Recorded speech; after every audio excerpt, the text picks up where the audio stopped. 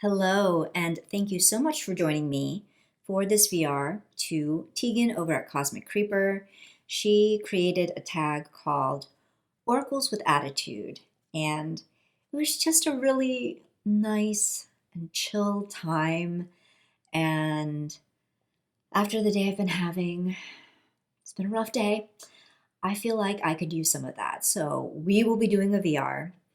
Now, she kept it to 5 decks, and I believe I have 6. And I'm kind of breaking the rules a little bit, but I'm sure Tegan will forgive me. And if you've seen any of my other VRs, I'm prone to like breaking the rules, so you're probably used to it by now. So I don't have actually a lot of oracles, or at least I don't feel like I do, but I have been making a more concerted effort to use oracles, especially in the past year or so. So I have developed a greater appreciation for them. And, I haven't made too many deck purchases this year, but the decks that I did acquire, I believe they're solely oracle decks. I don't think I've bought any tarot. They've all just been oracle. So this first one I'm going to show is one of those recent acquisitions that I've been working with, and already I have come to the conclusion that it does have some attitude. And I've already shown this in a couple of previous videos, so you'll probably start to get sick of seeing it, and I'll try not to linger too long, although I say that and then watch me go on for like 15 minutes. But it's this deck right here, Wisdom of the Wild Things Oracle. I mean, it is part of my self-care bundle, and apparently the the thing about this deck and the way it perceives that it must provide care for me is to just be persistent as fuck. I just keep getting the same messages over and over. And, your girl is shuffling the shit out of this deck. I mean, I'm giving it some pretty damn comprehensive shuffles, and I'm still getting, the same messages. And this one right here, which I have on my table right now, because this is by far the one that I've gotten the most. And I've even talked about this in I think it was the self-care bundle video. So I would say that the attitude of this deck is just one of just being persistent, absolutely persistent. It just will not let it go. and that's okay. I suppose that's okay. I guess they feel that I need that constant reminder, but this is one that I do adore, despite the fact that I feel like sometimes they do beat me over the head, but that's okay. It's for a reason. So I'm just, despite the bit of like naggy persistence attitude, I really do love everything about this deck. Almost everything. I mean, no deck is perfect, but this one has really just, it's hit probably one of the top oracles, one of my top favorites for now. You know how that changes, but for now. In Tegan's video, she showed one of Jasmine Beckett Griffith's deck, the Lay Vampires Oracle, and that was one that I had thought of while I was watching her video, and then she showed it. So I won't duplicate, but instead I will show this other JBG deck, which is one that I created for myself, and I just call it the JBG Oracle. And this certainly is one that has some attitude. And when I created this deck, I did it with the intention of it being fairly balanced in terms of keywords that leaned neutral or positive, and then ones that leaned a little more not so positive. But even the positive cards still have that feeling of sarcasm sometimes, some cynicism, a little bit of spiciness with it. And yeah, I just think that that boils down to JBG's art, which I am a huge fan of. And so I think just by the very nature of these faces of these characters, it just lends to a deck with some attitude. And even when I'm not going off the key titles, I mean, I made them small intentionally so that it didn't take up too much of a focal point, and that if I need the keyword, then okay, I can take it. And then if I don't want it, I can just focus on the image itself and take what I want from that. But yeah, even in kind of disregarding the keywords and focusing on the images themselves, it's a whole lot of attitude. But it is totally suited to my taste. This is another deck that I was working with recently, and it was definitely kind of in line with the Wisdom of the Wild Things. It kept giving me a repeater card.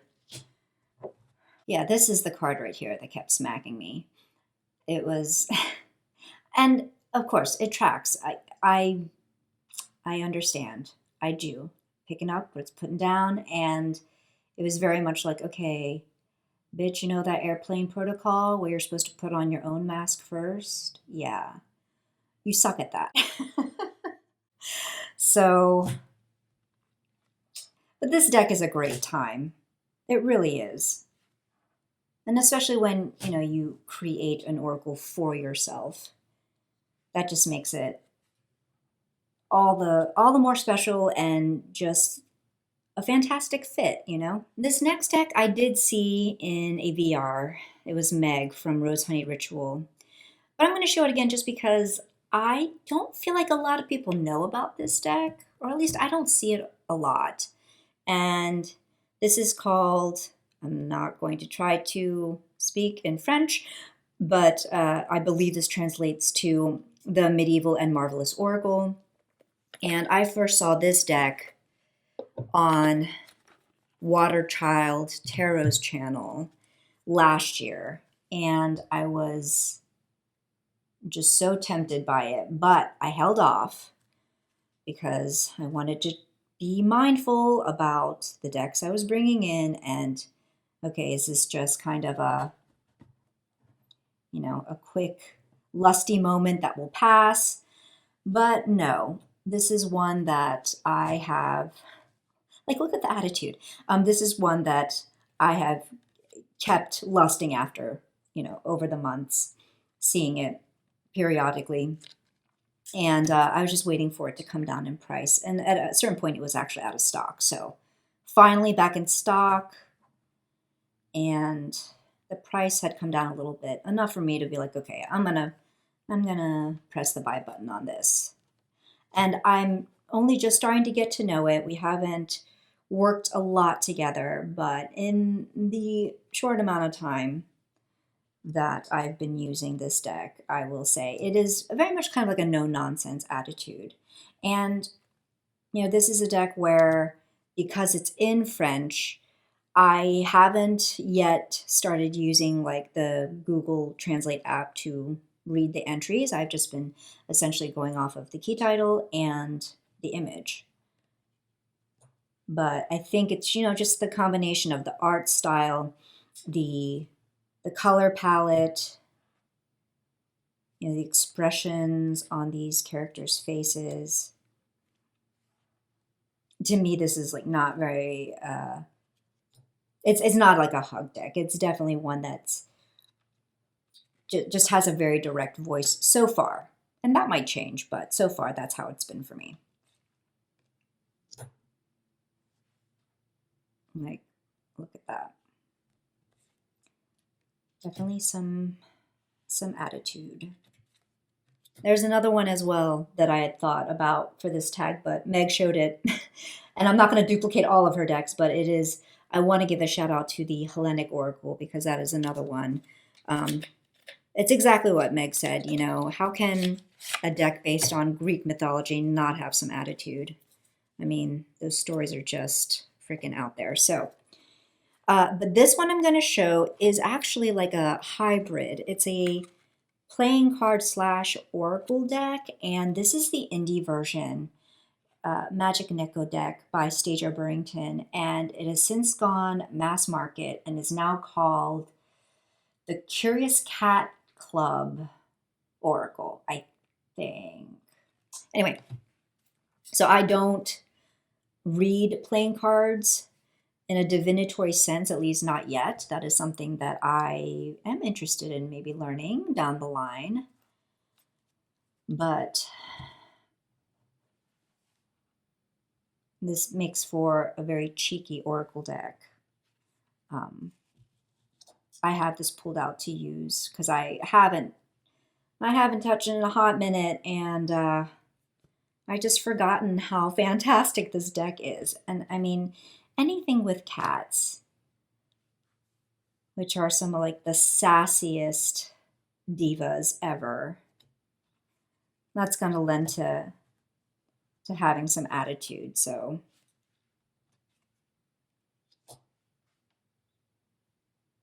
absolutely adorable and sassy.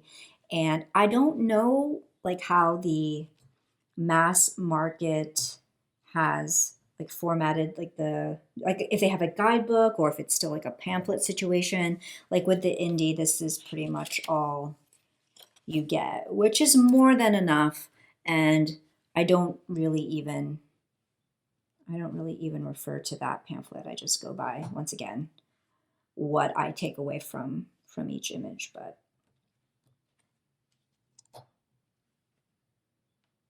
like just the faces, like